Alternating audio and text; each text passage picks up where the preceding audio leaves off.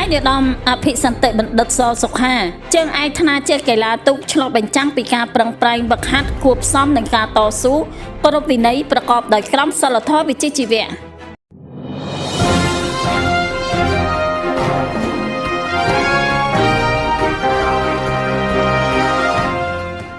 យោងតាមគេហទំព័ររបស់ក្រសួងព័ត៌មានបានឲ្យដឹងថាឯកឧត្តមអភិសន្តិបណ្ឌិតសសុខាឧបនាយករដ្ឋមន្ត្រីក្រសួងមហាផ្ទៃ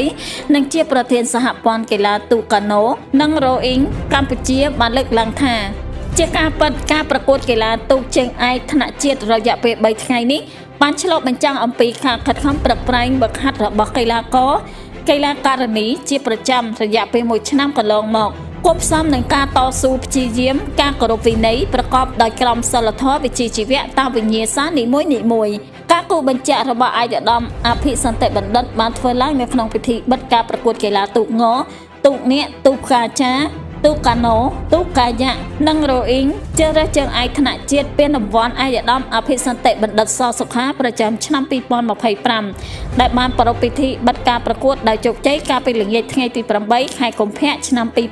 2026នៅទន្លេវាយគោក្រុងស្វាយរៀងខេត្តស្វាយរៀងឯកឧត្តមអភិសន្តិបណ្ឌិតសសុខាបានសង្កត់ធ្ងន់ថាកម្ពុជានឹងទទួលរៀបចំធ្វើម្ចាស់ផ្ទះការប្រកួតកីឡាយុវជនអាស៊ីឆ្នាំ2031ដែលជាប្រវត្តិសាស្ត្រថ្មីមួយទៀតរបស់ប្រជាជាតិកម្ពុជា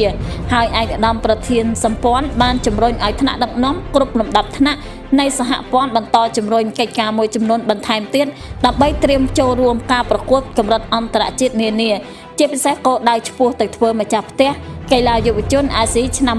2031ខាងមុខនេះឯកឧត្តមអភិសន្តិបណ្ឌិតសសុខាបានផ្ដល់អនុសាសន៍សំខាន់មួយចំនួនក្នុងនោះឯកឧត្តមបានជំរុញឲ្យបន្តយកចិត្តទុកដាក់បើកវគ្គបណ្ដុះបណ្ដាលបង្កើនបរិមាណកីឡាករកីឡាការិនីវ័យក្មេងនៅតាមសមាគមនានាជាពិសេសប្រភេទទូកប្រពៃណីខ្នាតអន្តរជាតិនិងប្រភេទទូកកាណូទូកកាយ៉ាក់ទូកផ្កាចាទូករ៉ូអ៊ីងនៅទូទាំងប្រទេសបន្តពង្រឹងរចនាសម្ព័ន្ធផ្ទៃក្នុងសហព័ន្ធសមាគមក្លឹបនានាទូទាំងប្រទេសក៏ដូចជាការបន្តពង្រឹងគុណភាពរបស់គណៈកម្មការជំនាញនីមួយៗប្រកួតដោយការទទួលខុសត្រូវខ្ពស់ពង្រឹងបច្ចេកទេសរបស់មន្ត្រីអាជ្ញាកណ្ដាលចៅក្រមឲ្យកាន់តែល្អប្រសើរបន្ថែមទៀតដើម្បីរៀបចំគ្រប់គ្រងការប្រកួតនៅគ្រប់កម្រិតស្វែងរកដៃគូឧបត្ថម្ភគាំទ្របន្ថែមទៀតក៏ដូចជាការបន្តជំរុញការផ្សព្វផ្សាយការប្រកួតនិងសកម្មភាពកីឡារបស់សហព័ន្ធដើម្បីទាក់ទាញពីវិស័យឯកជនមហាជនឲ្យកាន់តែផុសផុលបន្ថែមទៀតជាមួយគ្នានេះត្រូវបន្តបំផុសចលនាកីឡាឲ្យមហាជន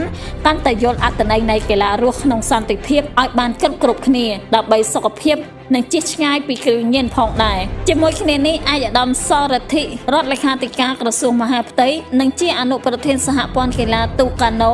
និងរ៉ូអ៊ីងកម្ពុជាបានជម្រាបជូនថាព្រឹត្តិការណ៍នេះមានសមាគមក្លឹបកីឡាប្រណាំងទូកក្រសួងស្ថាប័នរាជធានីខេត្តចូលរួមសរុប44ក្រុមសរុបប្រតិភូគ្រូបង្វឹកកីឡាករកីឡាការិនីមានចំនួន842នាក់ដោយសហព័ន្ធបានដាក់ប្រភេទកីឡាចំនួន6ប្រភេទលើវិញ្ញាសាចំនួន8ដូចជាទូកងផ្នែកបរោះទូកនាគបរោះនារីទូកផ្កាចាបរោះនារីទូកកាណូបរោះទូកកាយ៉ាក់បរោះនិងទូករ៉ូអ៊ីងបរោះជាមួយគ្នានេះគណៈកម្មការបច្ចេកទេសបានសម្រិតសម្រាំងបានម្ចាស់ជ័យលាភីលើវិញ្ញាសាទាំង8នេះផងដែរ